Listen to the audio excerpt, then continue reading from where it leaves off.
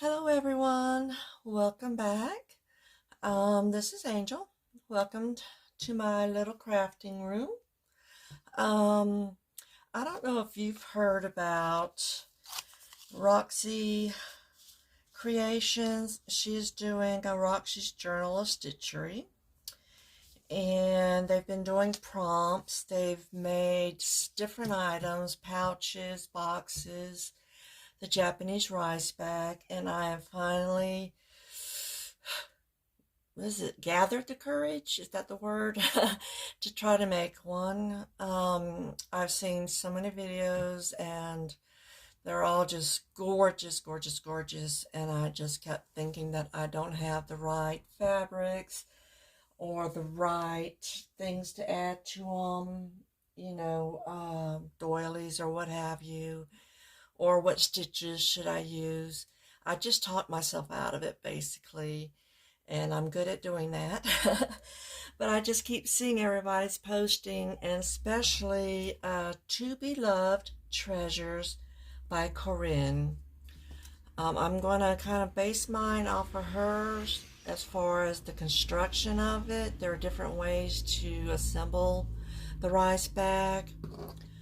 So first what I did was cut out, I've only cut out the four sides. I haven't cut out the bottom yet, because I don't know how much these are going to shrink up once I start stitching them, and then that'll affect how large everything else is going to be, maybe.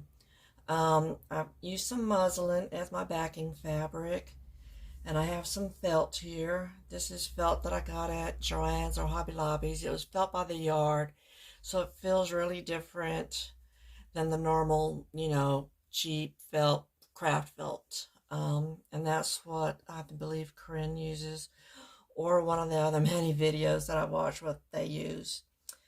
I have marked my seam allowance so that I know my stitching limits, which was wrong. I don't need to do that yet, because what I'm going to do is tear up my fabrics, and I'm going to lay them on here.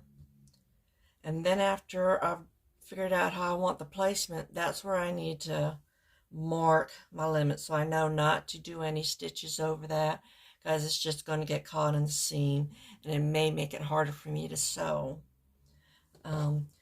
So I was trying to take a nap the other day, and boom, the thought popped in my head that I've got these fabrics, and I bought a big old stack pre-cut set, like fat eighths maybe.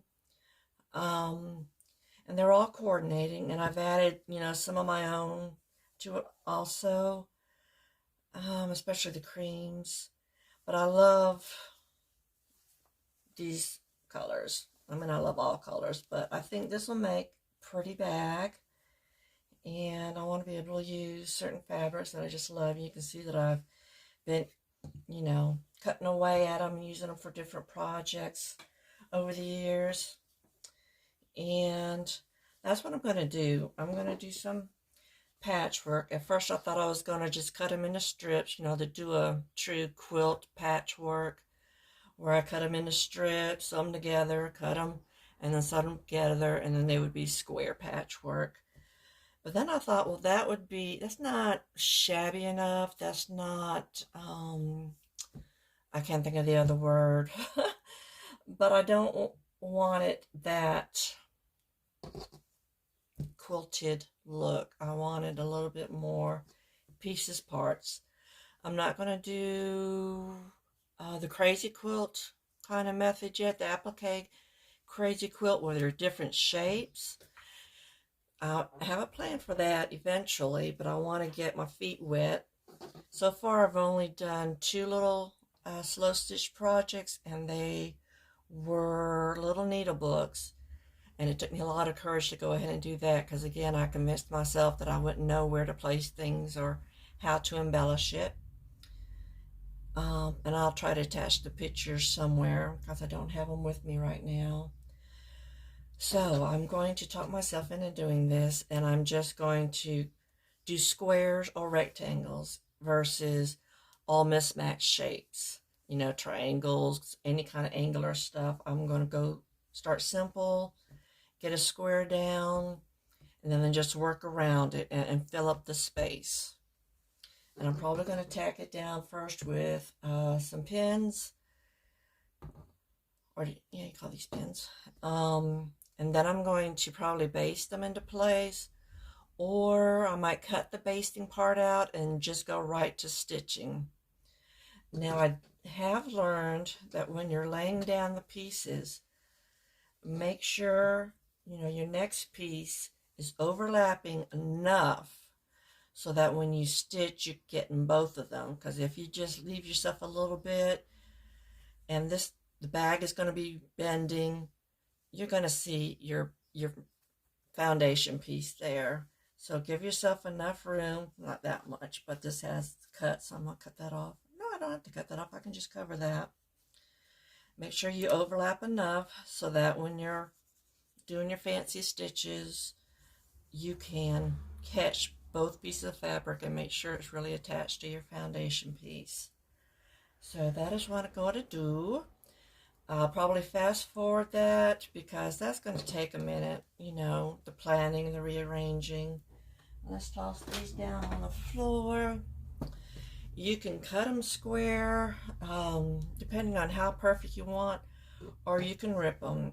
And I think I'm going to try the ripping method because the edges are going to be covered anyway, and I don't mind if they're not. The top edge is going to show. Like I said, I want it to be able to, I can't think of the word, not a clean look. It'll come to me later. It'll come to me tonight when I'm trying to sleep.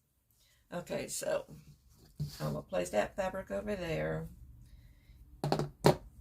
And I'll probably just shut up and think and just do. And I'm trying not to think about it a whole lot.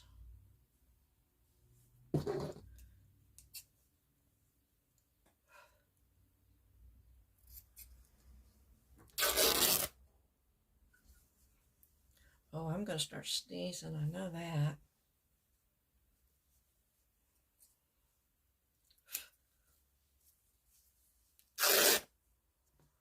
There we go.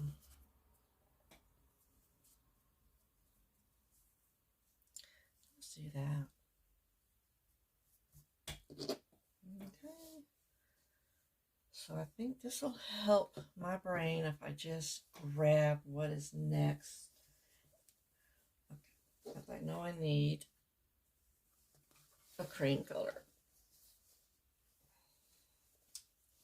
Oh, this is the biggest piece that I have.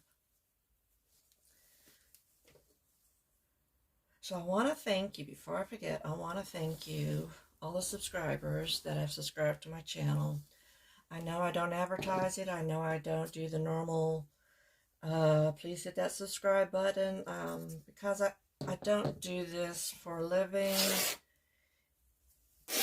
and I feel like that's a commitment. If, I ask you all to subscribe, that's a commitment from me that I'm going to put out a lot of videos for you to help you. And I can't do that. I can't commit, because I never know what my brain is going to be in the mood for. I've got ADHD, so it's like I never know how long I'm going to want to do a certain craft. And it can be really frustrating sometimes because I buy so many supplies because I want to make so many things, and then all of a sudden, whoop, one day I wake up and I've lost interest. I don't want to do it anymore, and I'm like, but I've got all these supplies. So I think I want to use this like as a main focal. I like this color. I want to use that as a main focal. How about that?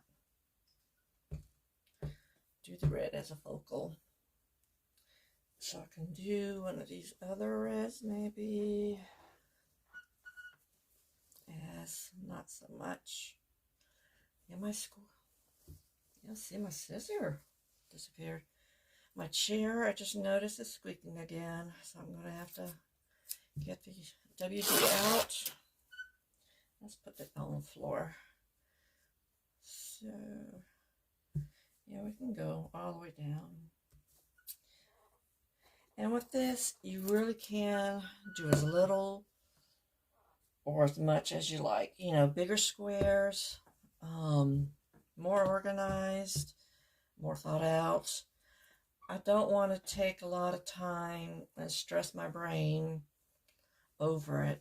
I want to get this part finished so that, you know, I can begin stitching.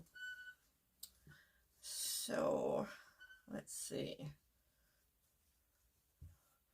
And plus, I've got, you know, 4, possibly 5 of these to do.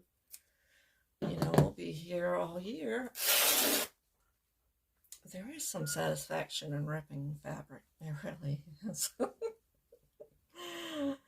Oh my goodness. Where are you? So I'm looking at it to make sure that I have enough overlap. But I do want some of the white.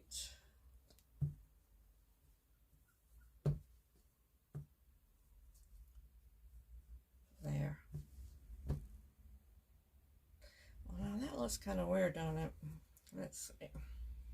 Yeah, I'm going to fuss about it. It looked like a log cabin quilt almost. So let's rearrange it so it's not so perfect. There. I think I can live with that.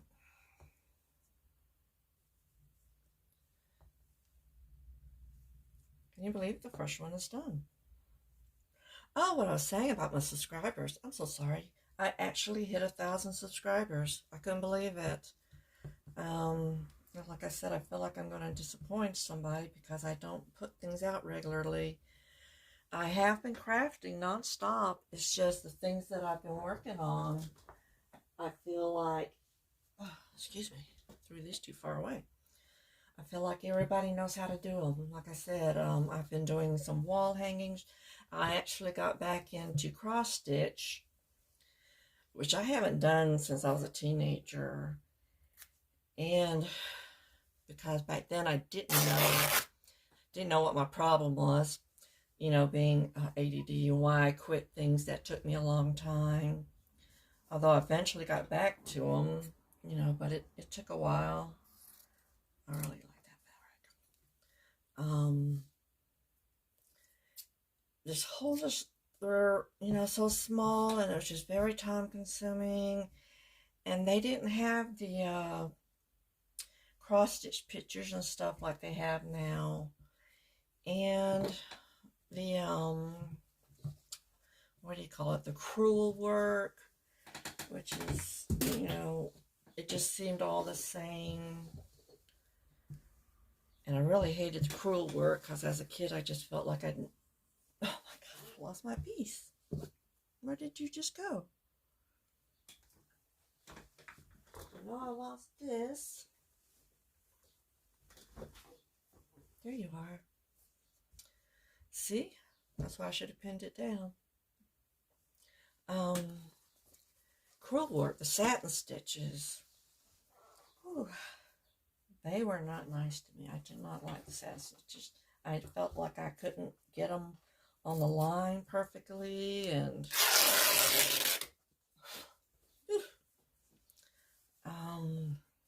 we'll put this one this way because that could be covered. So I had issues.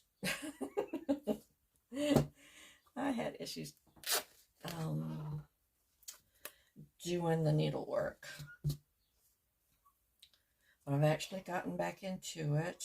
I've got a couple of books, like I said, on the crazy quilting, and some books on all the embroidery stitches. But there are different stitches that are out now that weren't, you know, when I was a kid. And they were just amazing. The lattice work, I don't even know how to explain it. It's just crazy. The beautiful stitches that they have. And bullion stitches, the things that they do with that. And there's more than one way to embroider a leaf. You know, before it was just satin stitch, you know. Now you can do one side one way and another side another way. We're going to leave that. Oh, all this does is going up my nose.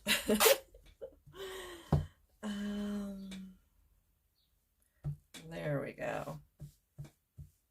That's a nice little decoration. Before we were told to throw that away, don't use that. And you want something brighter. Oh, but it's covering that up too much, isn't it? So let's cut some off.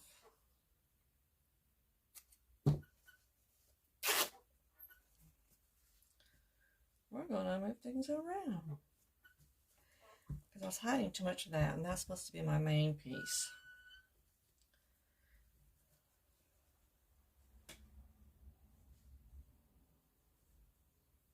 Will that work?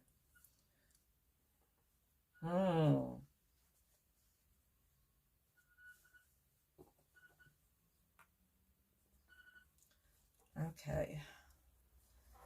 So maybe a different kind of strip of this. So I bought a pattern for cross stitch for 12 months, designs, and I've been working on them. Today I just got the Tim Holtz clipboard, so now I have to attach the cross stitch piece to a piece of foam board and decorate that. I think the lady that I made it, she did a bow on top, and the clipboard allows you to just easily change them out. And I just thought that would be great.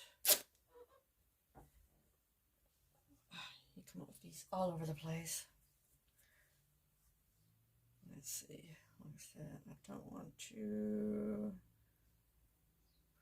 Well, someone's going to get covered.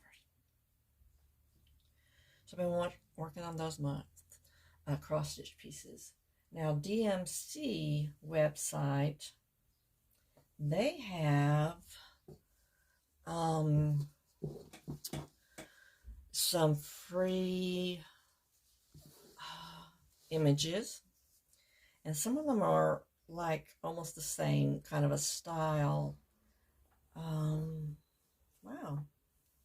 Do I have to think about this one? Let's get this one. It's got some red in it.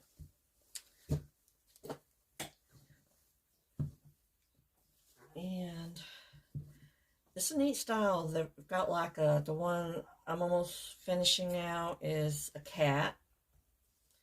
But they've got mushrooms and butterflies and all this kind of stuff with it. And then you finish it off doing French knots and then all the outline stitches. And it's different from just your plain old cross stitch. The French knots and everything give it a lot of nice dimension.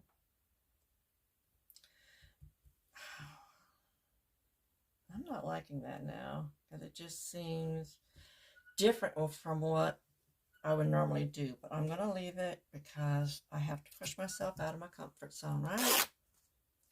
That is the whole purpose of learning new things and trying not to be the perfectionist and stressing over things too much. Okay, that one is finished. They all disappeared again. Oh, there's one. Oh my goodness, only two more? So do I have another main focal one that's really pretty? This is kind of cute. This set, I just loved this set so much. And I don't know if it was like a Civil War pre-cuts kind of a listing that I got. And they have just worked well with so many different projects that I've done. I think I've used some of the pieces, even on this. Oh, this is a little... This is one of the things that I've been crazy about doing are the sewing accessories, I call them. And so I've been making a bunch of these. Different types, you know, each one is different. And I figure you always need one somewhere, because I work here, I work on the floor, I work on the couch, I work back there on the recliner.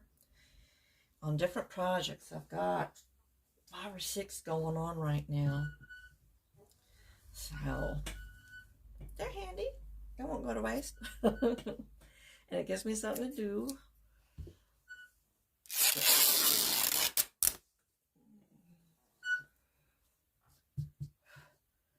Oh, and cartonnage.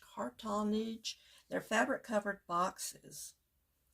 I don't know if anybody's been getting into those or not, but there is a website, and she has a lot of free videos, and you can also find them on YouTube. And she sells some of the kits and some of the fabric and stuff. So I was making those as well. And I made some to hold, you know, my spools of thread, some trims, and different things. And they're just adorable. Adorable. So I've been making a lot of those, and I'm kind of like run out of oomph on that. As I told you I do. And so, like I said, it's just, I look for different things that I haven't tried yet, and I give them a whirl and make them until I get bored with them, or I don't have any room for them in the house anymore. So, what have I got over there? I'm making some dolls. I think I really spend most of my time just looking at stuff on Pinterest and YouTube. You know, it's just, it's safer. That way I don't commit, excuse me, to something, and, you know, it all just makes me smile. You know, everything is just so pretty. How do I want to do this? Strip, little strip, strip. We can go this way.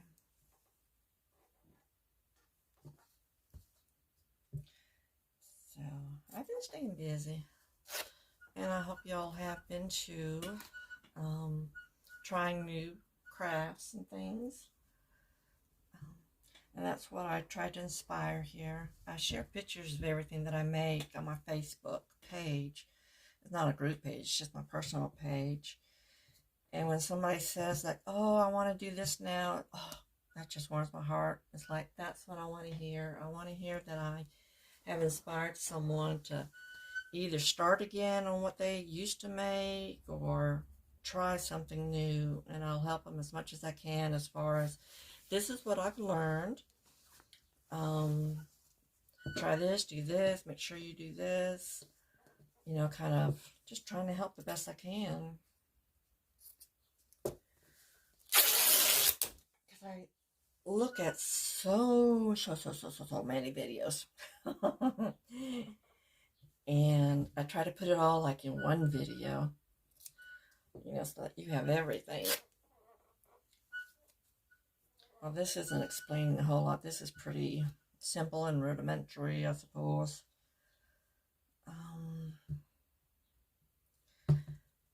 If anything, just know that I was scared to do this, but I wanted to give it a try so bad. And that's what I'm going to do. That's what I'm doing. If you want to use another piece that we've already used, it won't matter since I have this piece already.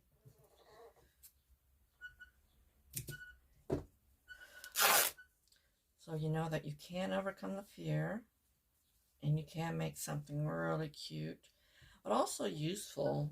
You know, I like to be able to have a use for it. Um, a lot of the videos that I watch, people are making, you know, a slow stitch piece, just a piece of something, and it's a cute, you know, design, and everybody's asking, you know, myself included, well, what do you do with them? How would you display it? And they'll tell you, you know, you can make books with just anything. So, but if I can make something like this rice bag to put, you know, a project in, and that's why I made it, you know, the 8x8, so that it will be useful and hold things. Like if I'm working on crocheting something, then it'll hold, you know, a ball of yarn or something, and that's what I want it big enough to do. Wow, I didn't even have to touch all of this.